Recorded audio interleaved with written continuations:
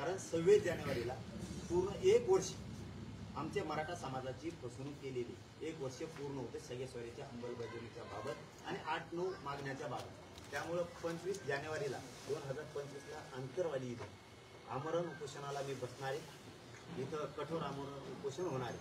मराठा समाजाला आणि सरकारलाही माझी विनंती आहे, 25 जानेवारीच्या आत तशा तर सगळ्या मागण्या तुम्ही अधिवेशनातच पूर्ण करा, पण 25 जानेवारीच्या आत 25 जानेवारीच्या आत 2025 याच्या आत सगळ्या मागण्यांची अंमलबजावणी करा।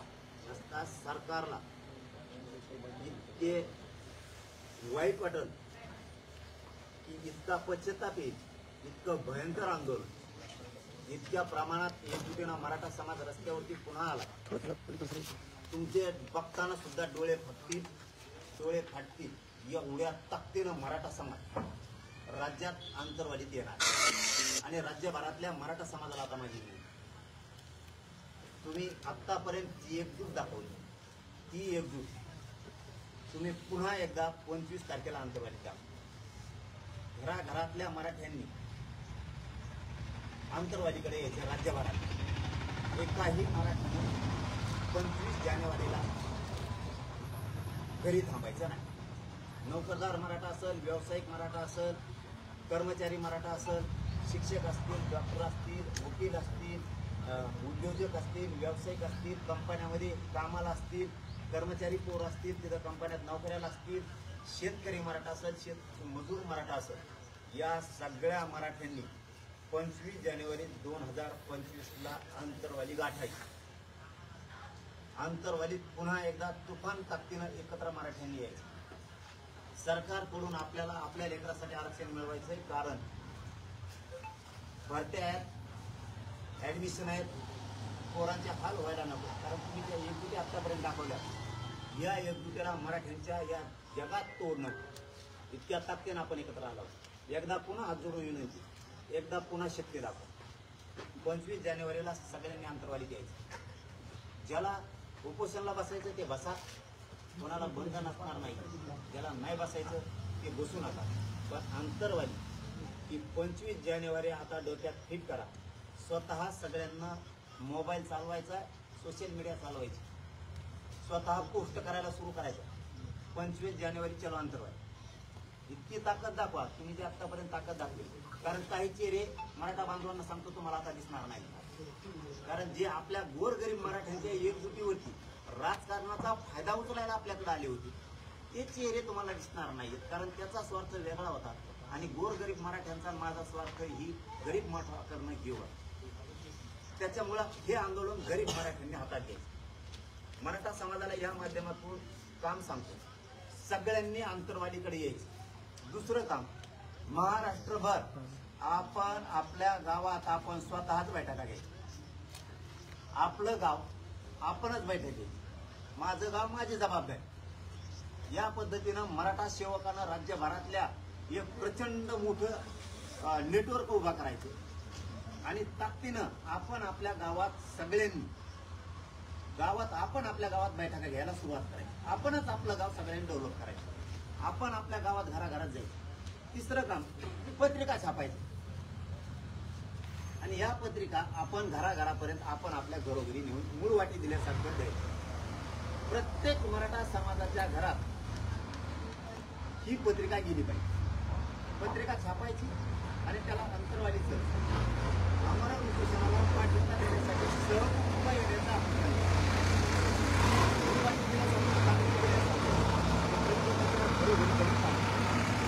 मराठा समाजाने आपण आपल्या गावातले जेवढे वाहन आहेत, चौथं काम, आपले जेवढे वाहन आहेत गावात, मोटरसायकल असेल, 4 व्हीलर असेल, रिक्षा असेल, ट्रक असेल, टेम्पो असेल, ट्रॅक्टर असेल, पिकअप असेल, टेम्पो असेल, जे काय वाहन असेल, छोट्या छोट्या जीप असतील, आपले जे रिक्षे आहेत, आपले सगळे वाहन 25 ऑगस्ट 2025ला गावात न राहता ते आंतरवालीत दिसले पाहिजे। मोठमोठ्याल्या 25 जानेवारी 2025ला सगळे वाहन आपले आंतरवालीत दिसले पाहिजे। पाचवं काम, 25 जानेवारी 2025ला एकानंही लग्नाची तारीख धरू नये ही विनंती. वाहनच मिळणार नाही. त्याच्यामुळे लग्नाची तारीख जर कोणाची असेल तर ती मागं पुढं करा ही हात जोडून विनंती सगळ्या. 25 तारखेला, कारण ते हडबड खूप होईल. कारण सगळा मराठा समाज हा अंतर्वालीकडे उसळणार आहे. पुन्हा एकदा मराठ्यांची लाट उसळणार आहे या राज्यात. पुन्हा एकदा त्याच ताकदीनं गरीब मराठा एकजुटीची ताकद दाखवून असा उसळणार आहे. इतकं भयंकर भगवं वादळ पुन्हा एकदा त्या राज्यात उसळणार आहे. त्याच्यामुळे तुम्हाला पावणाऱ्या वेळेला यायला जायला अडचणी येतील. वाहनं नसणार आहेत. कारण प्रत्येक नोकरदार वर्ग माणूस सुद्धा त्या दिवशी अंतरवालीकडे येणार. आणि इथं 25 जानेवारीला हे आमरण उपोषण माझं सुरू होणार आहे. ज्याला बसायचं त्यांनी मनानं बसा, ज्याला नाही बसायचं त्यांनी बसू नका, बंधन नाहीये. 24 जानेवारीलाच इथं गर्दी होणार आहे. कारण 24 जानेवारीला रात्रीच नोकरदार वर्ग, गोरगरीब मराठा हे सगळा व्यवसायिक समाज सगळे गोरगरीब त्याच्यामुळे सरकारला आता माझी शेवट हे विनंती. 25 जानेवारी 2025च्या आत मराठा समाजाच्या सगळ्या मागण्या मान्य करा. नसता तुम्ही सरकार जरी असाल तरी जो गरीब मराठा समाज सरकारला भारी घालणार. तुम्हाला गुडघे आम्ही टेकायला लावणार. आम्हाला खोळून घेऊ नका. आमच्या शब्दावर पाय देऊ नका. की देवेंद्र फडणवीस साहेबाला, शिंदे साहेबांना, अजितदादांना विनंती की मराठ्यांच्या पुन्हा वेटी धरून त्यांना त्रास द्यायचा, त्यांच्याविषयी आता द्वेष सोडून द्या. आम्ही तोपर्यंत तुमच्याशी गोडीनाच बोलणार आहे. आतापर्यंत आम्ही एक ब्रही शब्द तुमच्या विरोधात काढलेला नाही आणि काढणार पण नाही. पण जर तुम्ही 25 जानेवारीचं आता आरक्षण नाही दिलं तर आमचा तुमच्याविषयीचा जी अपेक्षा आहे त्या भंग तुम्ही केल्यात. आमच्या ज्या तुमच्याकडून आशा आहेत त्या तुम्ही आमच्या पाण्यात डुबवल्यात. तुम्ही मराठा समाजाची बेमानी केली. मराठा समाजाला तुम्ही धोका दिला. आम्ही मात्र मग तुम्हाला सोडणार नाही हे तुम्हाला जाहीरपणानं सांगतो. 25 जानेवारीपर्यंत तुम्हाला आता सूट आहे. तोपर्यंत तुम्हाला 2 महिन्याचा वेळ दिलाय. कारण डिसेंबर पण आहे आणि जानेवारी पण. या 2 महिन्याच्या काळात तुम्ही आमचे पूर्ण प्रश्न तडीच लावायचे. आम्ही ऐकून घेणार नाही. त्यानंतर तुमची मध्यस्थी ऐकून घेणार नाहीत आणि तुमचं काही ऐकून घेणार नाही. आणि दुसरं कारण मराठा समाजासाठी सांगतो. 25 जानेवारी धरण्याचं कारण शेवटचं सांगतो. 25 जानेवारी धरण्याचं कारण 26 जानेवारीला 1 वर्ष पूर्ण होत आहे.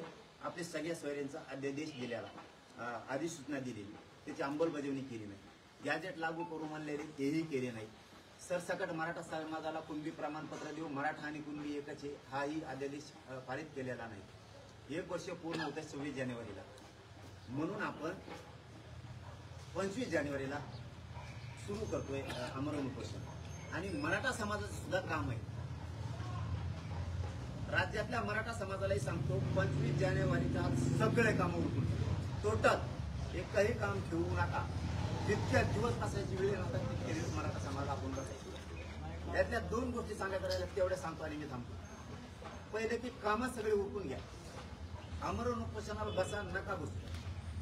पण ज्यांना ज्यांना इथं बसायचं बसून राहायचं त्यांनी मुंबई सारख्या तयारीने आपण आपलंच सरपण फिरपण सगळं भाजी भाकरी तिथं घेऊन यायचं. इथंच करायचं, इथंच खायचं, इथंच झोपायचं. आरक्षण घेईपर्यंत फिरून खायचं, वापस जायचंच नाही. त्यामुळं कामं सगळे उरकून घ्या. तुम्ही उपोषण नसला तरी चालत. तुम्ही इथं बसून सुद्धा पाठिंबा देऊ शकता. आपलं सगळं साहित्य घेऊन मराठा समाजाला राज्यातल्या सांगतो इथं आमरण उपोषण सुरू आहे. त्यामुळे तुमचं इथं राहणारे जे माणसं राहणारे तिथं कायम सुरू होती त्यांच्यासाठी सांगतो. आपलं सगळ्या वस्तू घेऊन याच्या, पाण्याच्या, जेवणाच्या सगळ्या हातरायच्या, पांघरायच्या सगळ्या. काही जण गाडीतच झोपतील, काहीला जागा मिळाली तर इकडे झोपतील.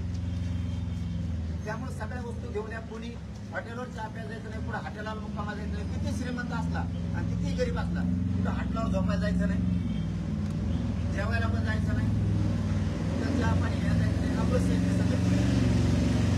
पाण्याची व्यवस्था घेऊन सगळ्या वस्तू घेऊन कुठं जायचं नाही.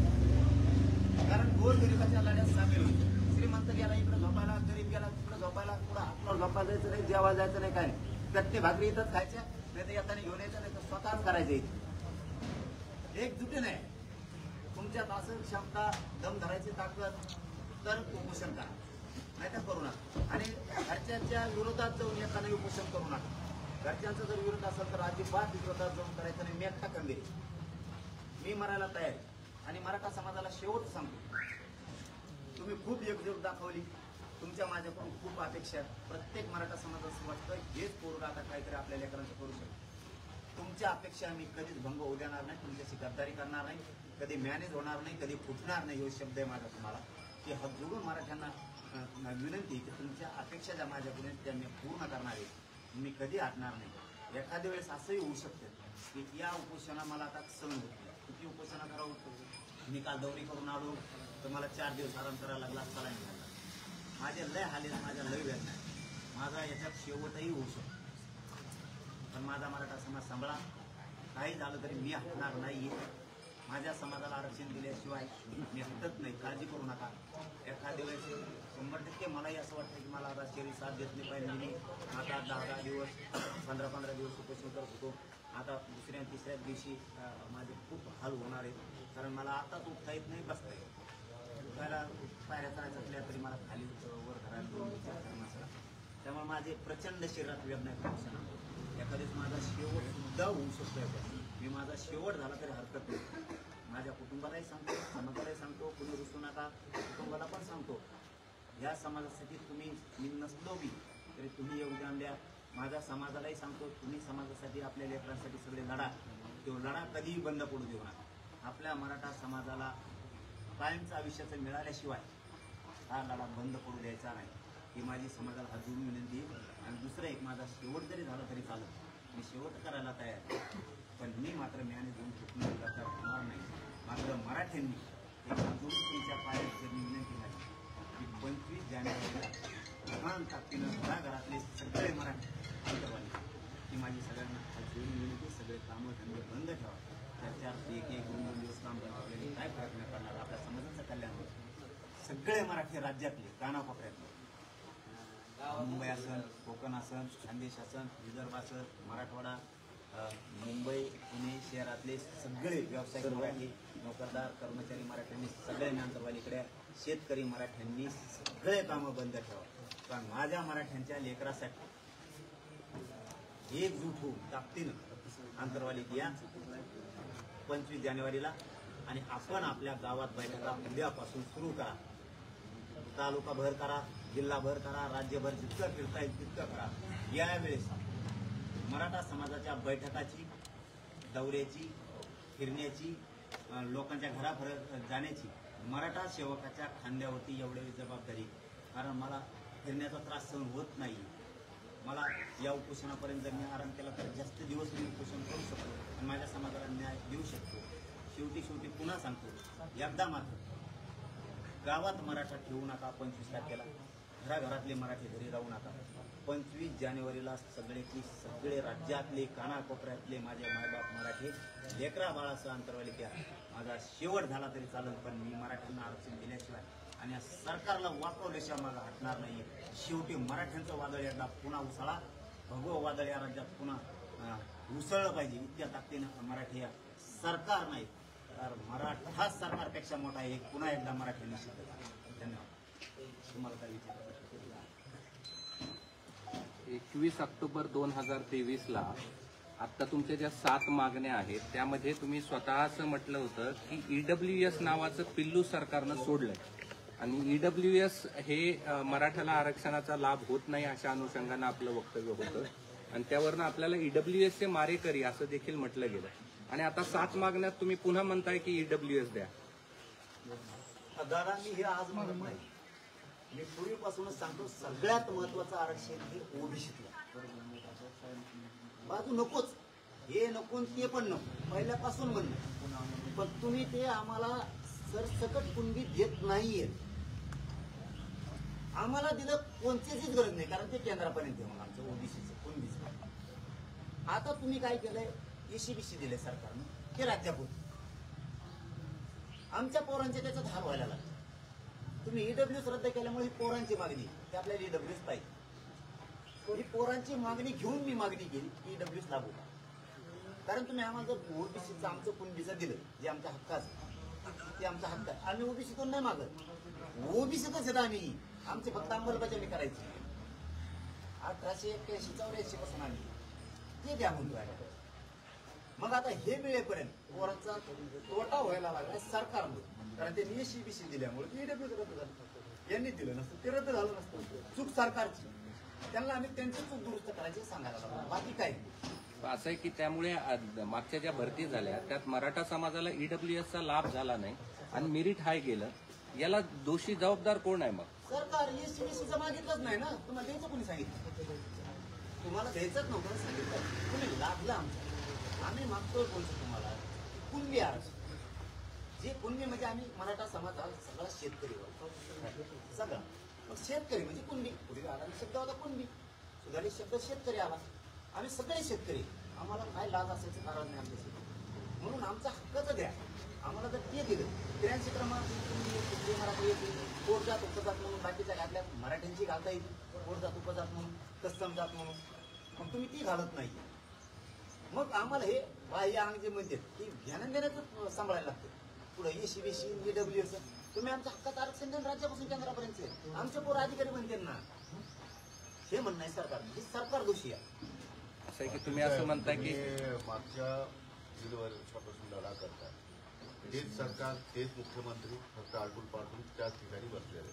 तुमचंही आंदोलन अंतरवालीतून त्याच ठिकाणी केलं. तुम्हाला मागच्या सरकारने नाही दिलं, पण ह्या सरकारने जे प्रक्रिया आहेत त्याच गोष्टी सगळ्या. तुम्हाला का अपेक्षा वाटते की आता ही आपली मागणी मान्य होईल? ते बघा, मागं पण तेच होतं, आता पण तेच आहे. नवं सरकार आलेलं नाही आणि आलटून पलटून बी आलेलं, सगळे तेच आहे. पहिल्यांदा तेच चालित होते, आताही तेच चालत आहे, तेच आहे, बदल नाही. परंतु त्यांना जशी संधी दिली होती तसं हे नवीन सरकार आहे. म्हणजे आता ते नवीन झालेले मुख्यमंत्री उपमुख्यमंत्री बदल झालेला त्यांच्यातला, त्यांनाही संधी दिली पाहिजे. त्यांना दिली ना, मग यांना का संधी नाही? म्हणून आम्ही 2 महिन्याचा वेळ त्यांना मध्ये दिला. त्या 2 महिन्याच्या कालात त्यांनी द्यावं आणि मराठा समाजाचं कल्याण करावं. मराठा समाजाची नाराजी अंगावर पुन्हा घेण्याचा प्रयत्न करू. असं आहे की जे सरकार निवडणुकीच्या काळात झुकलं नाही ते आता कुठल्याही निवडणुका नसताना झुकेल असं आपल्याला का वाटतं? या द्या ना 25 तारीख कळण द्या. पूर्वी तेच होते, आम्हाला काय वाटत नाही त्याचं. आम्हाला काय वाटत नाही त्याचं. पूर्वी तेच होते, आता पण तेच. हा, दुसरे कोणी असते असं तसं तर वाटलं असतं. आता काय होईल कसं होईल. पूर्वी तेच होते, आताही तेच आहेत. मराठ्यांच्या पुढं कोणतं सरकार नाही 70 वर्षात. शेवटी ते सिद्ध होईल आणि मग सरकारला कळतं. पण मी ओबीसीतून आरक्षण घ्या. पाटील साहेब, त्यांचा प्रश्न याच्यासाठी महत्वाचा तोच मी पुढे घेऊन जातो की निवडणुकीच्या काळामध्ये एखादा मोठा समाज नाराज असेल तर त्याच्याशी झुक्त घेतात सगळे राजकीय पक्ष. तसं निवडणुकीच्या आधी तुम्हाला घाबरून राहिलेलं सरकार ते सत्तेवर बसलं. आता खरंच निवडणूक नाही, मग तुम्हाला एंटरटेन करायचं, तुम्हाला घाबरायचं काय कारण सरकार? मराठ्याने जाणलं त्यांना. मराठ्याशिवाय सत्ता येत असते का राज्यात कोणाची? मराठ्याने मन बरं म्हणून एखाद्या आमदाराला तुला मराठ्याने मतदान नाही केलं त्या घेवर एखादं, आणि ज्याच्या मराठ्याने मतदान केलं ते आता कचरा धरून बाहेर काढतील ना. तो आहे कसं कल्याण आमच्या लेखासाठी वाढायचं पडड्याला असूनच घेऊन आणलं. दोघांनी मतदान घेतलंच ना. असं कसं होऊ शकतं? मराठ्यांचा रोज त्यांनी अंगावर नाही गेला. त्यांनी जर घेतला मग त्यांना कळण पुढं काय. आता तुमची फडणवीसांविषयीची काय भूमिका आहे? कारण फडणवीस आता मुख्यमंत्री आहेत. पूर्वी जी होती ती मध्यंतरी होती ती का आता वेगळी? त्यांना वेळ दिला, त्यांना पण 25 तारखेपर्यंत वेळ. एक शब्द बोललो नाही. त्यांनाही सुरुवातीला बोललो नव्हतं, आताही बोललो नाही. सरकार आल्यापासून 25 जानेवारीपर्यंत शब्द काढला. बेमानी मराठा समाजाबरोबर झाली की सामना मराठ्यांचा सरकार. सरकारचा की फडणवीसांचा? आम्ही आता बोलायला होतो 25 तारखेला किती बोलू. आता वेळ तर द्यावा लागेल ना 2 महिने. सरकारकडून आणखी आशावादी आहे का नसायला पाहिजे? त्यांच्याकडून पण होतो. हे पण तेच आहेत, का नसायला पाहिजे? कारण देणारं तेच. भांडण धरावं लागेल तर पडलेल्याशी नाही, सत्तेत असणार. मागणी करायची असेल कोणाला तरी सरकारकडेच करावी लागेल. आणि सरकारकडे करायला आज केली जाहीरपणानं आपल्या मीडियाच्या बांधवाच्या माध्यमातून सरकारकडे मागणी केली आहे. आणि याच्यावरती ते तातडीनं दखल घेतली. मराठ्यांना बेदखल करणार नाही, कारण सत्तेवर बसायला मराठाच आहे. त्यामुळे त्यांना हे करावं लागेल. त्यांनी जर नाही केलं त्यांना 25 जानेवारीच्या नंतर मग कसं का कळत आपण वाईट निर्णय घेतला मराठ्यांना नाही दिला. ते तुमचा सुपडा साफ कुणाचा करायचा होता मग? आता एवढं सगळं झाल्यावर तुम्ही म्हणताय की यांनी मतदान त्याला केलं, त्यांनी यता केलं, तर तुम्हाला सुपडा साफ कुणाचा करायचा होता? सगळ्यांचं त्यांचं, पण आमचं समीकरण जुळलं नाही राहत. आमचं जुळलं असतं तर मग याला कसं काय केलं असतं? कारण दोन्ही आमचं कोण बोलत नाही म्हणून आमचं चाललं होतं समीकरण जुळून आपले.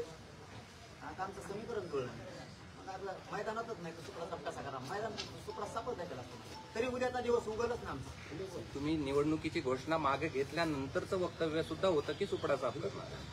बघा मी काय असं करत नाही. भांडं काय म्हणते ते गाडग्याला जायचं तुमचं टाकला पाहिजे ते तर काय पुसके धंदे मी नाही. मी जाहीरच सांगितलं मी कोणाला कधीच पाडा मानलेला नाही. लोकसभेला नाही, विधानसभेला नाही. स्पष्ट कोणाचंही नाव घेऊन कधीही बोललेलं नाही. मला राज्यात कुणी माणूस दाखवा की तुला सांगितलं होतं याला. मी माझ्या शब्दावर ठाम असतो, कारण मला शब्द बदलू हे वागायचं नाही.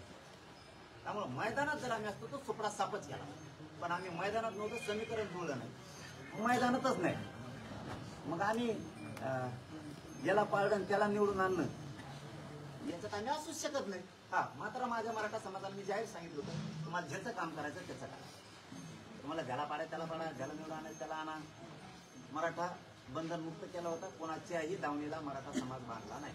पण मराठ्याशिवाय या राज्यात कोणी येऊ शकत नाही असं एक आमदार म्हणू शकत नाही की मला मराठ्याचं मतदान. बरं, आता 25 तारखेपर्यंत तुम्ही काय करणार? आता मी आरामच करावं लागेल. कारण दौरा करणार, लोकांना भेटणार, काय करणार काय? कसं तितकं करणार. सत्य परिस्थिती मी तुमच्या समोर घातलेली नाही, कारण मी जितकं समाजाला मानतो ना हे शब्द मी हमेशा म्हणतो तितकं मी मीडियाच्या बांधवाला सुद्धा मानतो, कारण खूप लावून धरलेले आमच्या गोरगरिबाच्या प्रश्नासाठी आपण सुद्धा. म्हणून मला खरंच शरीर साथ नाही. 2 दिवस जर दौरा केला ना मला 5-6 दिवसाला घ्यायला. मला आता चॅनल समोर नाही बोलायला पाहिजे, कारण माझ्या समाजाला मला त्रास झाला, खूप दुःख होतं. माझ्या समाजाला त्रास झाला की मलाही लई दुःख होतं. मी शक्यतो माझ्या वेदना मी मीडियासमोर जास्त दाखवतच नाही. पण गेलो ना माझं इतके अंगात आग होती, अंगात हातपाय एखाद्या वेळेस सर्व होत नाही तर हातपाय मला लई भयंकर. मराठा समाज यावेळेस गावागावात बैठक घेऊन मराठा समाजाच्या मराठा सेवका होती राज्यभरातल्या सगळ्या यांच्या खांद्यावरती जबाबदारी घ्यावी. मी जाणार आहे, भीती पण घेणार आहे, पण जितकं शक्य होईल तेवढं. पूर्वीसारखं मी 20-25 दिवस सलग नाही, कारण मी जाऊन बघितलं गावची गाव जशाला तशी. मी आता जातोय ना, आम्ही गाव खेड्यातले सगळे मराठी जशाला तसे हलतच नाही. ते डायरेक्ट म्हणतात नाही लढे निवडणूक काय देणे घेणे संपला विषय. आपला काय धंदा नाही म्हणते. आपल्याला आरक्षण पाहिजे, राजकारण आपला धंदा, आपल्याला आरक्षण पाहिजे. आम्ही तुमच्या सोबत गावोगावी जातो, तेवढे फुल लोक आहेत.